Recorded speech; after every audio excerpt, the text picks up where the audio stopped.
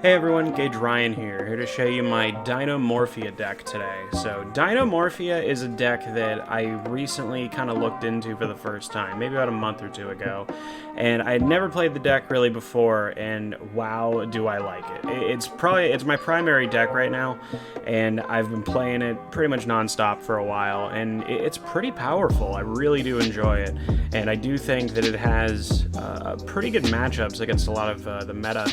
And I mean, not to mention the new meta that's come out with Splight and Terra Elements and all that, I think that this deck could actually be kind of a dark horse contender against those decks. So I'll get into it and kind of explain the choices that I run, and we'll go from there. So to start off, you got triple Teresia. I mean, this card's really, really good because, I mean, to set a Dinomorphia directly from the deck, everybody knows what it does. You got triple Diplos. Yes, I do use 3. It is important, like, for the grind game and whatnot. Sometimes you do need to pull the 3rd Diplos out of the deck in order to fusion summon, and so I do like 3. I don't think I'd play 2. I'm just not comfortable with it. You got the Miscellaneousaurus. Some people cut this. I don't really understand why. This card has won me a bunch of games. Just by having the fusion out, they have the one answer to stop my fusion monster, and you Miscellaneousaurus, and that's usually game. So I really like this card. I don't know if I'd play the deck without it. It's pretty necessary. Triple Ash, just obvious. You know, I love playing this card. Like, it really doesn't matter what the format is. Ash is always good, in my opinion. There are people like, oh no, don't play Ash this format, and I just kind of call bullshit. Like, there are definitely formats where Ash is better than others, but Ash always has utility. Ash always has, there's always going to be Pot of Extravagance, Pot of Prosperity. There's always going to be cards like that to play where this can instantly shut off your opponent. And I mean, if your opponent has that one searcher or whatever that they need to turn on their deck, and you have it, it's usually game. So for monsters under the spells, you got triple Fossil Dig. A lot of people only play one of this card. I don't really understand why. Like, people are like, oh, well, you know, if you draw too many monsters, it's bad. And yes, but you literally play 2 monsters.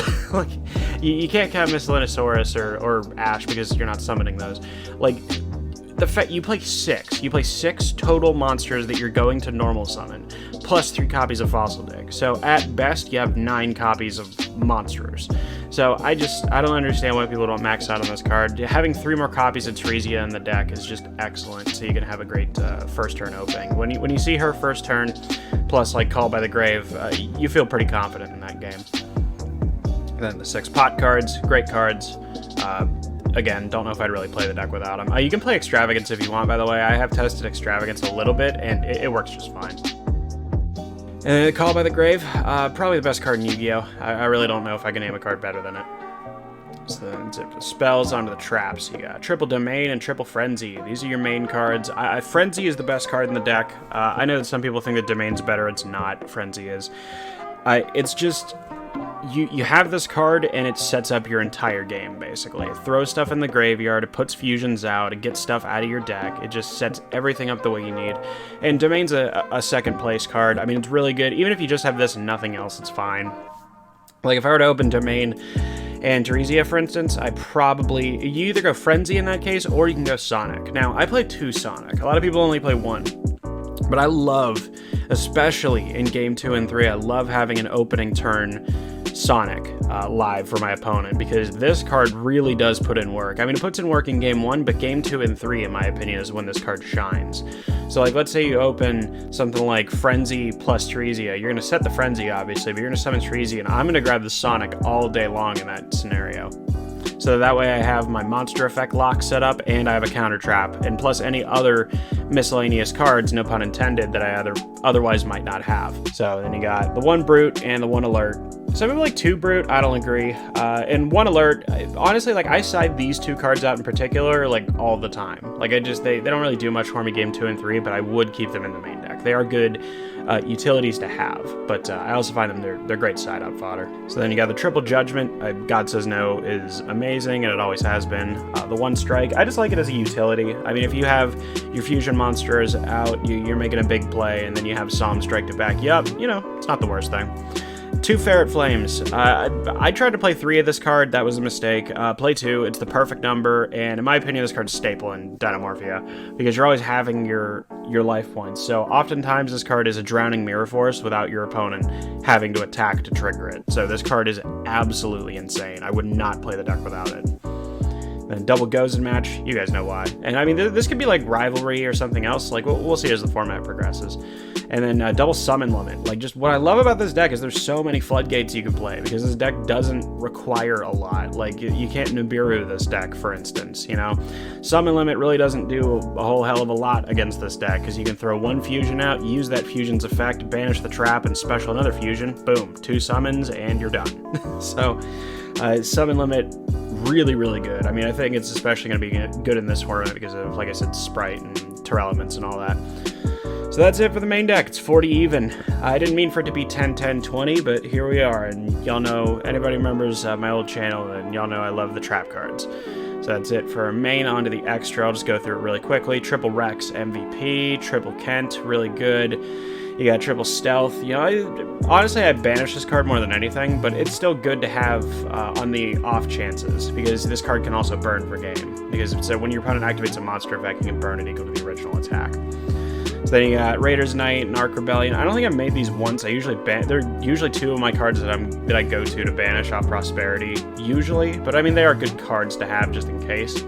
Double Logia and Adulka. Very simply to Logia. Like, honestly, this spot can be whatever you want. It's just because I couldn't really...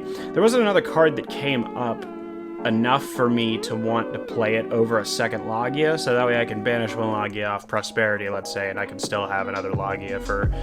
Usually I can make Logia turn 2, because I'll have, let's say, Treasy out turn 1, you go with your fusions on your opponent's turn, and then, you know, you go Fossil Dig, search for Diplos, and then summon, and you have a Logia, so always good. And Dulka's great, but I usually go with Logia in this particular deck just because you have so many ways to stop effects. And then Tornado Dragon, just, you know, again, good utility. That's it for main. Onto the side. So first, 3 Lava Golem. Sounds weird, I know, but this card is fantastic. Because again, you are fusion summoning on your opponent's turn virtually every single time. So if you have to Lava Golem in order to get rid of a couple of resources and then fusion summon on your opponent's turn, you can do that and have absolutely no restrictions. So I love Lava Golem. Great card. Yeah, triple Droplet, card's amazing, can single-handedly win you games. This card's also, like, it does hurt you when you play against it, too. Just for the fact that, like, if you don't have Solemn or something, you're low on life points, and they have this, and you don't have, like, the counter trap in the graveyard or something, it can hurt. So, you gotta watch out for Droplet with this deck. 1 Cyclone, 1 Lightning Storm, and 1 Feather Duster. Just good utilities, all good ways to stop spell and traps and all that. You got triple Evenly. You see... I always want to play 2 because I seem to draw 2 together when I play 3 evenly a lot, but the card is just too good not to play, I feel, like, at least in this particular deck, because it has so many ways to get to 1 engine piece that turns on your whole deck. So if you open, like, double or even, God forbid, triple evenly match, as long as you have, like, a Teresa in hand or something, you're usually okay.